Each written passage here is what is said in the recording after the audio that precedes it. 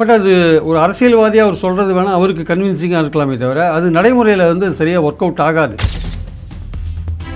நீங்கள் அந்த கூட்டணியோடு தான் தொடர்பு கொண்டிருக்கீங்க. நாளைக்கே உள்ளாட்சி எலெக்ஷன் வருது வச்சுக்கோங்க, தாவேகா போட்டி போடுற இடத்துல நீங்கள் அதை எதிர்த்து போட்டி போடுவீங்களா? தாவேகா கூட்டணி அரசாங்கத்துக்குள்ளே இருக்காங்கன்றது அரசியல் ரீதியாக உங்கள் தாவேகாவோட கூட்டணிக்கு போயிட்டாங்கிறது அர்த்தம். ஆக்சுவலாக கூட்டணியில் இருந்தால் அவருக்கு பல சிக்கல்கள்லாம் இருந்தது சார். கூட்டணி பேசுறதுலையும் இருந்தது, கூட்டணிக்கு ஆதரிக்கும் போது இருந்தது. அதனால தான் அவர் வெளியில் வர்றது வந்து ஒரு ஆப்பர்ச்சுனிட்டி கிடச்சோன்னு வெளில வந்துட்டார். அவர் காங்கிரஸ் வந்து கூட்டணி கட்சிகளை பலவீனப்படுத்துதுன்ற ஆங்கிளில் அவர் பேசியிருக்காரு. அது கரெக்ட் தானே? தமிழ்நாட்டில் திமுக வந்து கூட்டணிக்கு முன்னாடியே பலவீனப்படுத்தினது காங்கிரஸ் தானே.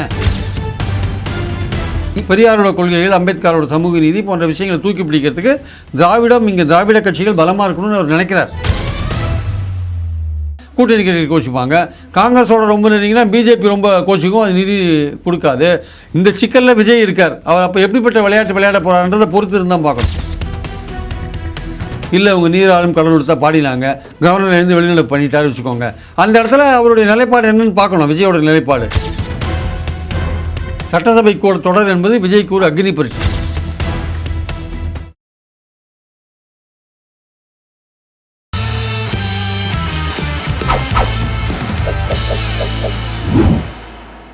ஜெம்டிவி நேயர்களுக்கு வணக்கம். மூத்த பத்திரிகையாளர் பிரியன் அவர்கள் சந்திப்பவர். சார் வணக்கம் சார்.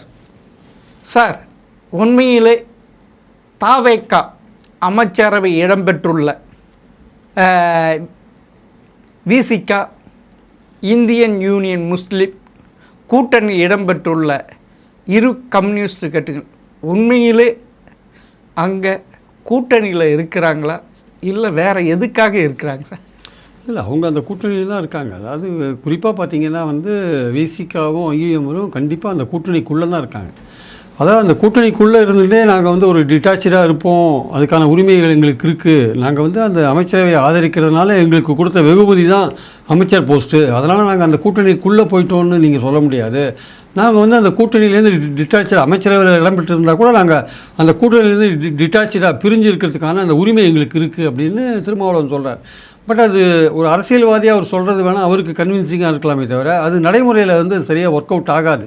ஏன்னா நீங்கள் வந்து அமைச்சரவையில் இடம்பெற்றிருக்கீங்க, இந்த கவர்மெண்ட்டுடைய நல்லது கெட்டது எல்லாத்துலேயும் பங்கு பெற வேண்டிய கட்டாயத்தில் நீங்கள் இருக்கீங்க. இந்த சூழலில் வந்து நீங்கள் நான் அமைச்சரவையில் மட்டும்தான் இருக்கேன், எனக்கும் தாவேகாவுக்கும் அரசியல் ரீதியாக எந்த தொடர்பும் கிடையாதுன்னு சொல்கிற விஷயம் இருக்குல்ல, அது வந்து யதார்த்த நிலைமைக்கு ஒத்து வராது. ஸோ நீங்கள் அந்த இடத்துல இருந்தீங்கன்னா நீங்கள் தாவேகா கூட்டணியோடு தான் இருக்கீங்கன்றது தான் என்னுடைய கருத்து. ஆக்சுவலாக அதுலேருந்து நீங்கள் மாறி டிட்டாச்சாக இருக்குன்றதெல்லாம் சரியான அணுகுமுறை கிடையாது என்பது என்னுடைய கருத்து. ஆனால் அவர்கள் சொல்கிறது நாங்கள் அமைச்சரவையில் தான் இடம்பெற்றிருக்கோம்ல, தாவேகாவோட கூட்டணியே இல்லைன்றாரு சார். அது எப்படி சார்? இது அவருக்கு கன்வின்சிங்காக இருக்கலாம். ஒரு பொலிட்டிக்கல் பார்ட்டி நாங்கள் நடத்துகிறோம், எங்களுக்கு பல சங்கடங்கள்லாம் இருக்குது, அதனால் நாங்கள் வந்து இந்த மாதிரியான ஒரு ஸ்டாண்ட் எடுக்கிறதுக்கான உரிமை எங்களுக்கு இருக்குதுன்னு அவர் சொன்னால் கூட இந்த மாதிரியான ஒரு நிலைப்பாடு பொதுமக்கள் பார்வையிலேருந்து அது எடுபடாது. ஏன்னா நீங்கள் வந்து அந்த அமைச்சரவைக்குள்ளே இருக்கீங்க. சிபிஎம் சிபிஐ மாதிரி வெளியில் இருந்தாலும் பரவாயில்ல, நீங்கள் அந்த அமைச்சரவைக்கு உள்ளே இருக்கீங்க. நீங்கள் அமைச்சரவைக்கு உள்ளே இருக்கும்பொழுது நீங்கள் அந்த கூட்டணியோடு தான் தொடர்பு கொண்டிருக்கீங்க. நாளைக்கே உள்ளாட்சி எலெக்ஷன் வருது வச்சுக்கோங்க, தாவேகா போட்டி போடுற இடத்துல நீங்கள் அதை எதிர்த்து போட்டி போடுவீங்களா?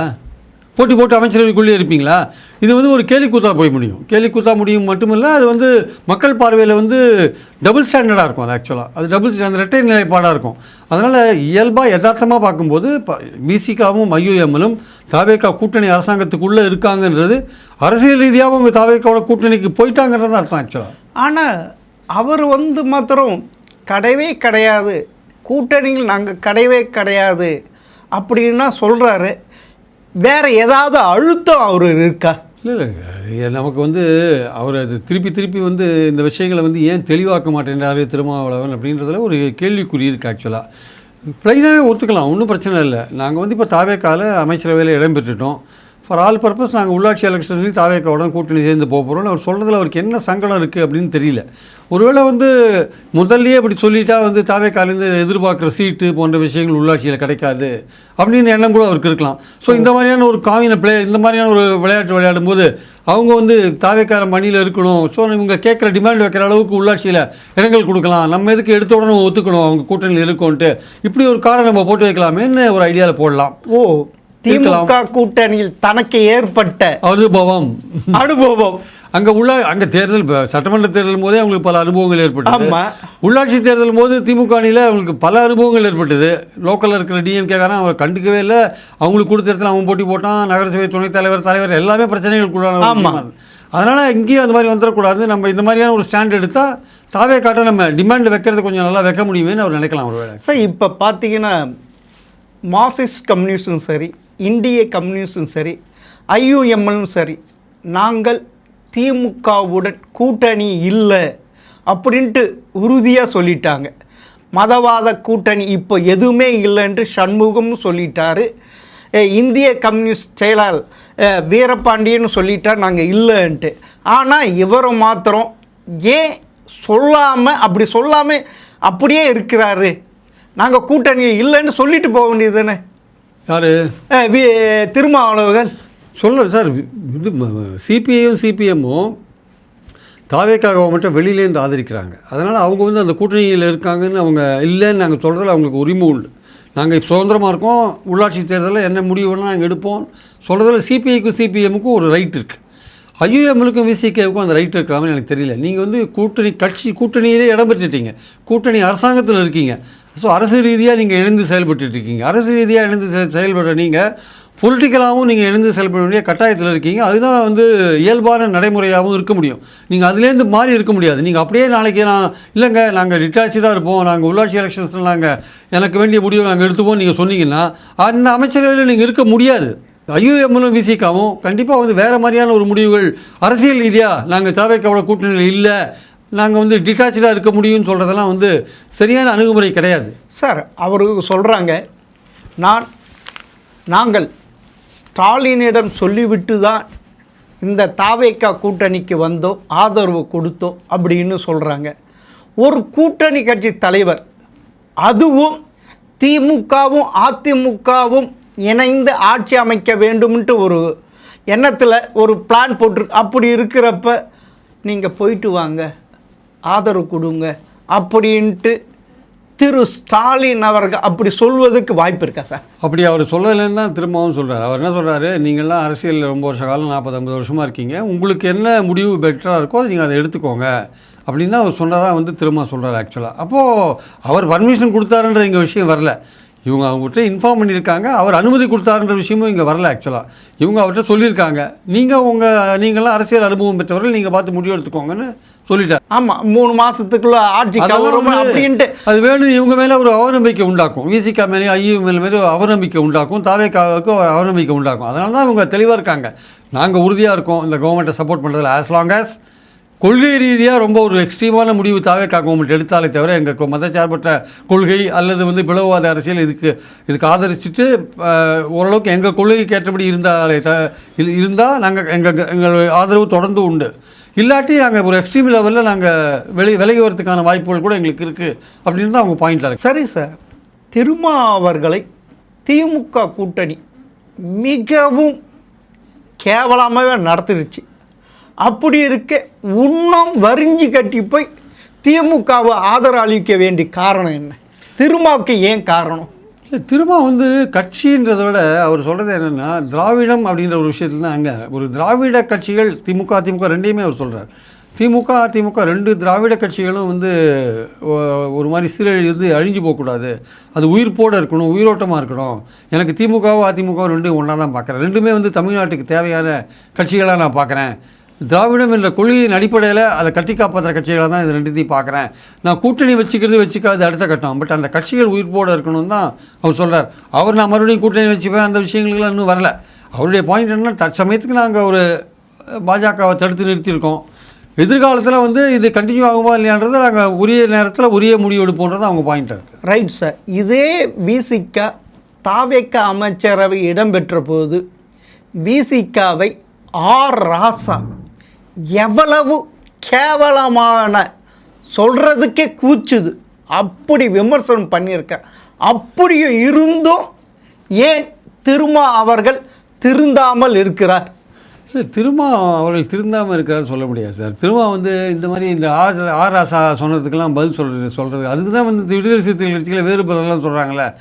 அதாவது திரும்ப வந்து அந்த மாதிரி ஏட்டிக்கு போட்டி பேசுகிற மாதிரியான விஷயங்கள்லாம் அவர் எடுத்துக்க மாட்டார். திரும்பக்கு என்னென்னா ஆசாவோட எதுக்கு நம்ம மல்லு கட்டணும், அவர் ஏதோ சொல்லிட்டு போகிறாருன்னு விட்டுறாரு. ஏன்னா பெருமை சார், எவ்வளோ வல்கரான கரெக்ட் சார். அவங்க அதை பற்றி கவலைப்படலை. ஏன்னா வந்து அது சொன்னவர் யார், அவரோட எதுக்கு நம்ம மோதணும்னு அவங்க நினைக்கிறாங்க. ஆனால் மோதனாங்களே குன்னம் இதில் 2 பேரும் திமுகவும் விசிகாவும் கல் எடுத்து அடித்து மோதனாங்களா?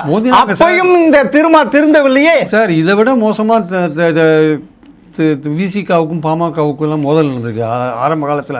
ஆனால் அப்பவும் கூட திரும்ப அது வேற சார், ஜாதி சார். அதில் அப்போ கூட திரும்ப வந்து இந்த மாதிரி விஷயங்கள் எல்லாம் ரொம்ப டீசெண்டாக ஜென்டிலாக தான் நடந்துப்பார். ஆக்சுவலாக அவர் வேட்டிக்கு போட்டி இது மாதிரி கல்லுக்கு கல் பல்லுக்கு பல்லுன்ற அந்த ஆங்கிளில் அவர் போனதே கிடையாது.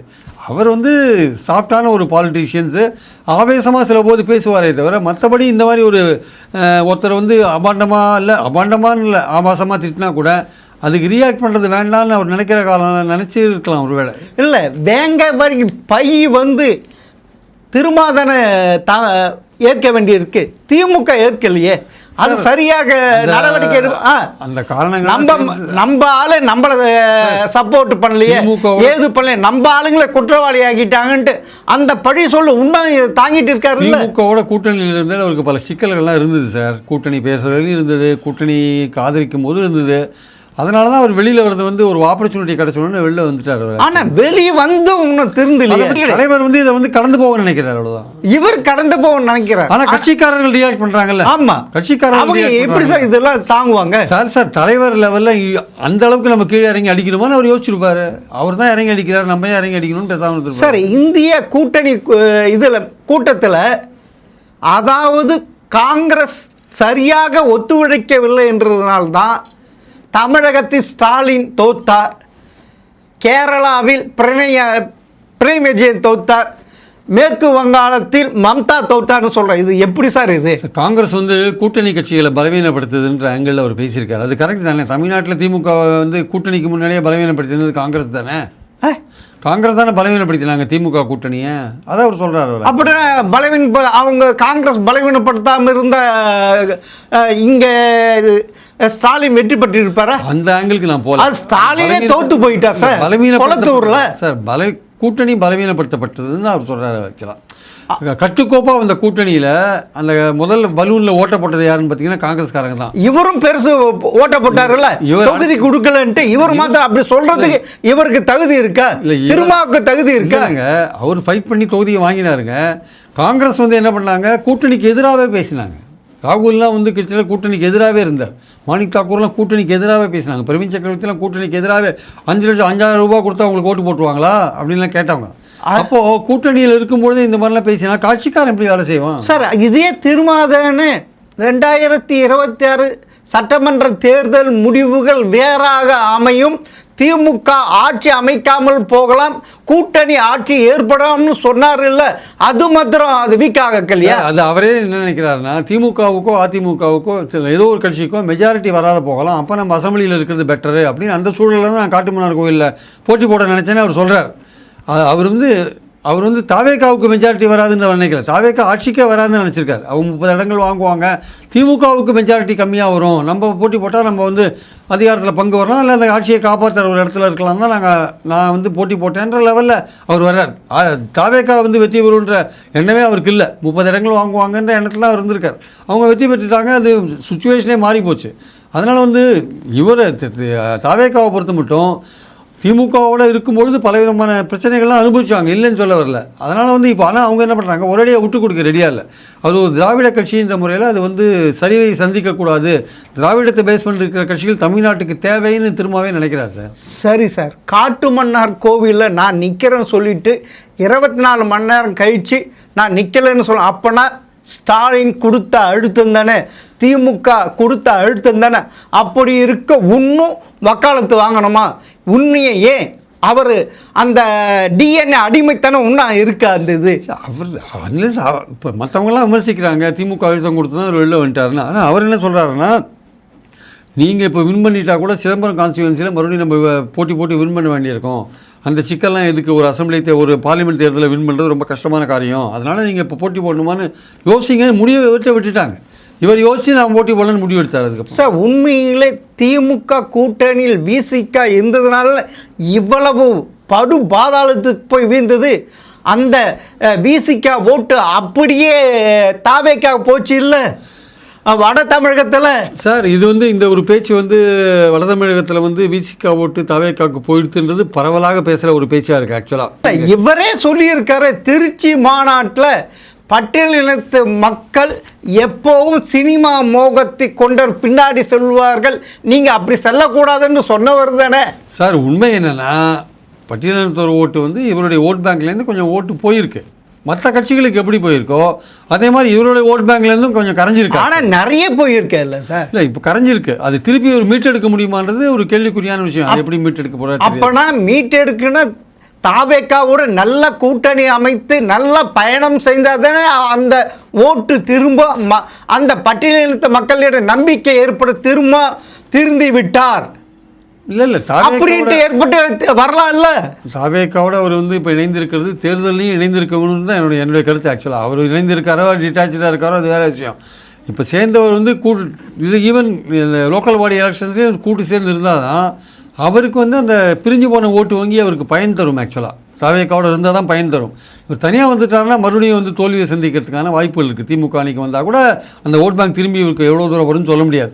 மற்றவங்க ஓட் பேங்க்லாம் குறைஞ்சிருக்கு. அதிமுக ஓட் பேங்க் குறைஞ்சிருக்கு, பாஜக ஓட் பேங்க் குறைஞ்சிருக்கு, எல்லாரும் ஓட் பேங்க் எல்லாரும் ஓட் பேங்க் உடஞ்சி போச்சு. எல்லாரும் ஓட் பேங்க் குறைஞ்சிருக்குன்னா அவங்க ஓட் பேங்க்கில் எல்லா தரப்பு மக்களும் அதில் இருப்பாங்க. உங்கள் விசிக ஓட் பேங்க்கில் ஒரு குறிப்பிட்ட இன மக்கள் அதில் உள்ள இருப்பாங்கல்ல. அப்போ உங்கள் ஓட்டு குறையும் போது அது குறைஞ்சி போன போது அதை எப்படி மீட்டு எடுக்கிறது? அது குறிப்பாக எதுக்கு டார்கெட் பண்ணுறாங்கன்னா விசிக ஓட்டு குறையுதுன்னா பட்டியலினத்தோர் ஓட்டு குறைஞ்சி போச்சு. ஆனால் தாவேக்கு அதிமுக ஓட்டு குறைஞ்சி போச்சுன்னா அதில் வந்து ஒரு குறிப்பிட்ட ஜாதி ஓட்டு குறைஞ்சி போச்சுன்னு கிடையாது, எல்லாரும் ஓட்டு போடுறது குறைஞ்சி போச்சு அப்படின்ற ஒரு பார்வை இருக்குல்ல. விசிகாவுக்கு பட்டியலினத்தோர் தான் ஓட்டு போடுவாங்க அப்படின்ற எண்ணம் இருக்குல்ல.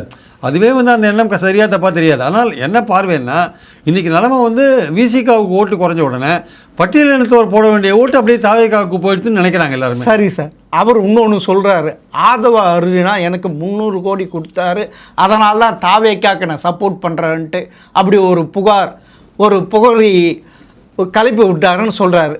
அப்படி சரி சார், அது இல்லைன்றார். அப்போனா திமுகவுக்கு வரிஞ்சு கட்டி இன்னும் போயிட்டு இருக்கீங்களா? அப்போனா திமுகவிடம் இருந்து எவ்வளவு வாங்கியிருப்பார் திமுக? சார் நான் சொல்கிறேன், விசிக வந்து திமுகவை பார்க்குற பார்வை வெறும் திமுக கட்சி என்ற மீது உள்ள பார்வை கிடையாது சார். திராவிடம் என்ற அடிப்படை பிரின்சிபலை, அந்த பிரின்சிபலை ஏந்துகிற அவர் நினைக்கிறார், அப்படி திரும்ப நினைக்கிறார். ஆனால் அப்படிதான் அவங்க திரு ஸ்டாலினும் உதயநிதியும் பெரியாருடைய சமூக நீதி திமுக அப்படின்னு நினைக்கலையே. பெரியாரோ சமூக நீதி கொள்கைகளோ அதை தூக்கி பிடிக்கிறதுக்கு திமுக என்ற கட்சி தேவை. ஏன்னா திராவிட கொள்கைகளை தூக்கி பிடிக்கிற கட்சியாக இருக்கிறதுனால அந்த ஒரு சாஃப்ட் கார்னரில் இருக்காரு. நீங்க தூக்கி பிடிச்சி என்ன பிரயோஜனம்? உங்க மேல பழி தானே போடுறாங்க.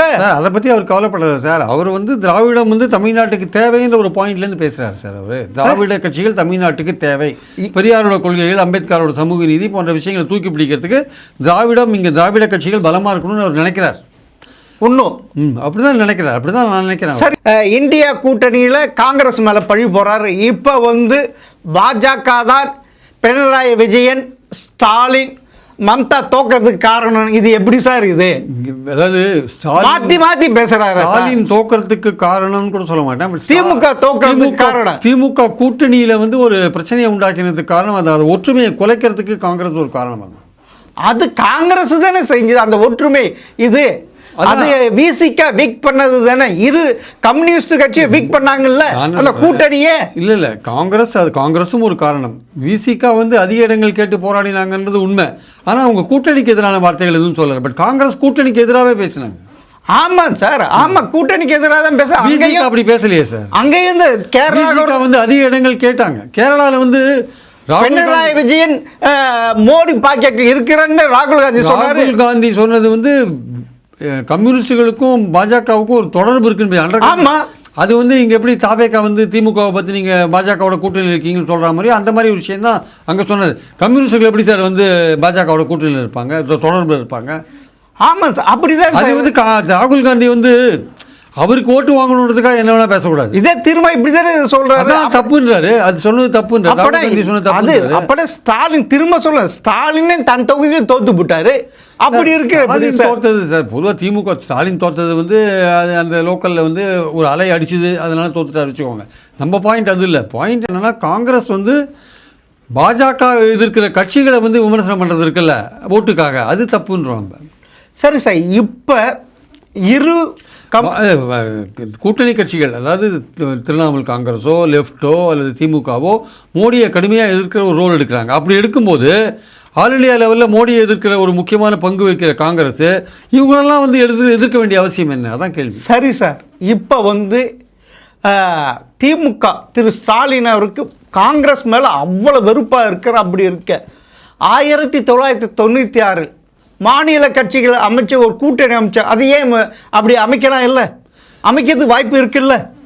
அது இனிமேல் தான் சார் தெரியும். அதுக்கான முயற்சிகள் எடுப்பாங்களா இல்லையான்னு இனிமேல் தான் பார்க்கணும். ஏன்னா ஆல் இண்டியா லெவலில் பிஜேபிக்கு எதிராக ஒரு கூட்டணி கட்டமைக்கணும்னா அது வந்து காங்கிரஸ் தான் கட்டமைக்கணும் ஆக்சுவலாக வந்து. ஏன்னா அவங்க தான் நேஷனல் லெவலில் இருக்கிற ஒரு கட்சியாக இருக்காங்க. அவங்க தான் வந்து எல்லா ரீஜனல் பார்ட்டிஸோடு அனுசரித்து போகணும். ஆனால் அவங்க என்ன நினைக்கிறாங்க, நம்ம ரீஜனல் லெவலில் நம்ம வளரணும் அப்படின்னு பார்த்து சில விஷயங்கள் அரசியல் ரீதியாக பண்ணுறாங்க. அது வந்து என்ன ஆகுதுன்னா, மோடிக்கு எதிராக களமாடுற கட்சிகளை வந்து காங்கிரஸுக்கு எதிராக திருப்புற ஒரு விஷயமா மாறுது. ஆக்சுவலாக காங்கிரஸ் தான் இந்த இடத்துல பல தியாகங்கள் பண்ணி மாநில கட்சிகளை அரவணைச்சு 29 ஒரு கட்டுப்பாடான ஒரு பலமான ஒரு கூட்டணியை கட்டமைக்க வேண்டிய முழு பொறுப்பும் காங்கிரஸ் கையில் தான் இருக்குது. அதில் அவங்க தவறினாங்கன்னா இதனால் வர ஆபத்துக்களை வந்து காங்கிரஸ் தான் முதல்ல ஃபேஸ் பண்ணும். காங்கிரஸ் முக்து பாரத் தான் வந்து பாஜகவுடைய முக்கிய இது குரல் ஆக்சுவலாக. ஆமாம் சார். அப்படி இருக்கும்போது காங்கிரஸுக்கு தான் நிறைய பொறுப்பு இருக்குது. நீங்கள் தேவையில்லாமல் பிஜேபி எதிர்க்கிற திமுகவையோ லெஃப்டையோ இல்லை திருவண்ணாமலையோ பகச்சிக்க வேண்டிய அவசியமே கிடையாது சார். இப்போ திமுக தோத்ததுக்கு காரணமே பாஜக எதிர்ப்பு தானே. பாஜக வெர்சஸ் டெல்லி சரியாக களம் அமைக்காமல் சரியாக நெருட்டு செட் பண்ண, அதனால தானே சார் தோத்தாங்க. நீங்கள் உங்களுக்கு 2019, 2021, 2024 கொடுத்துடலாம், 2026 கொடுக்கலையே. இல்லை, பாஜக எதிர்க்க வேண்டிய கட்டாயத்துக்கு ஏன் தள்ளப்பட்டாங்கன்னா, முக்கியமான ஒரு எதிர்க்கட்சியான அதிமுக பாஜகவோட கூட்டணியில் இருந்தது. அப்போ அந்த பாஜக செய்கிற விஷயங்கள்லாம் சொல்ல வேண்டிய கட்டாயம் திமுக அன்றைக்கி இருந்தது இல்லையா?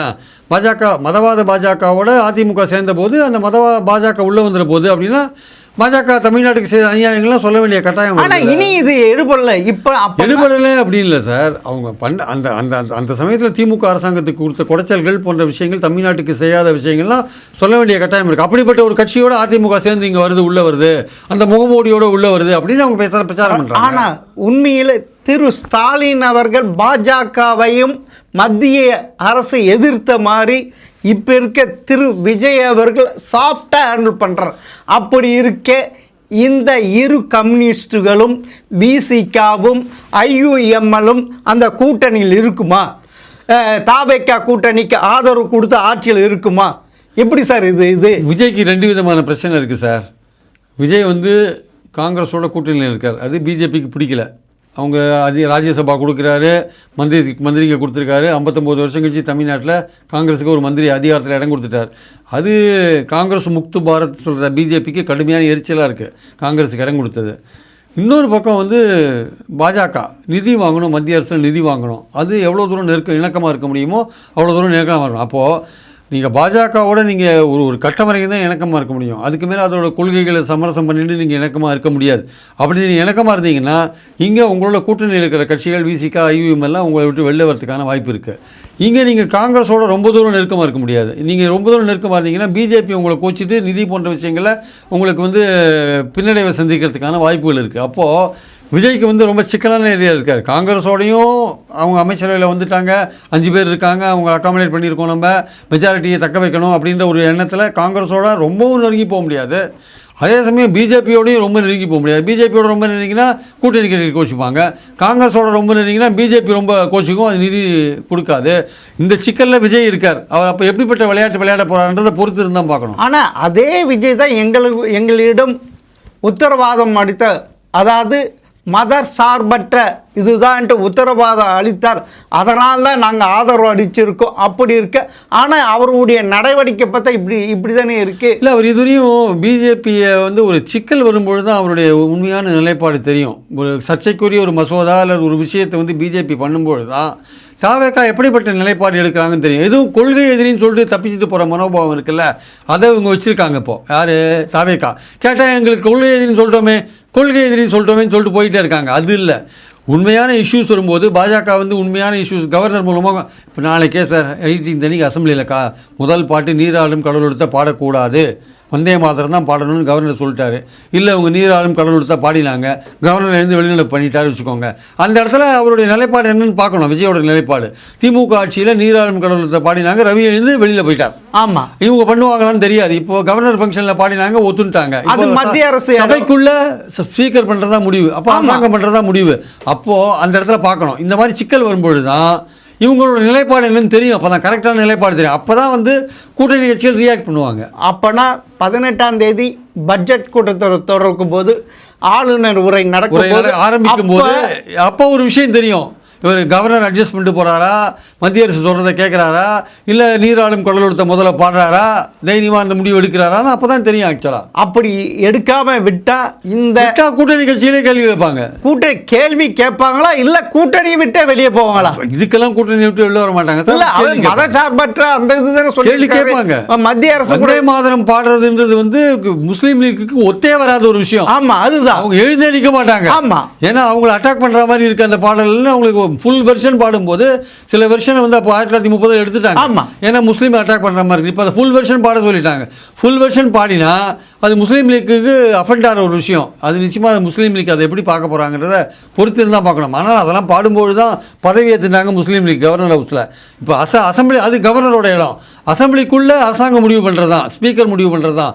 அப்போ என்ன முடிவு எடுக்கிறாங்கன்னு பார்க்கணும். இது வந்து ஒரு ஃபஸ்ட்டு அவருக்கு என்னென்னா அக்னி பரீட்சை. சட்டசபை தொடர் என்பது விஜய்க்கு ஒரு அக்னி பரீட்சை. அதாவது இரு கம்யூனிஸ்டுகளும் விசிக ஐஎம்எல் இந்த அக்னி பரீட்சையில் இருக்கிறார் விஜய் அவர்கள். அப்பதான் தெரியும் எப்படி கடந்து போறாரு.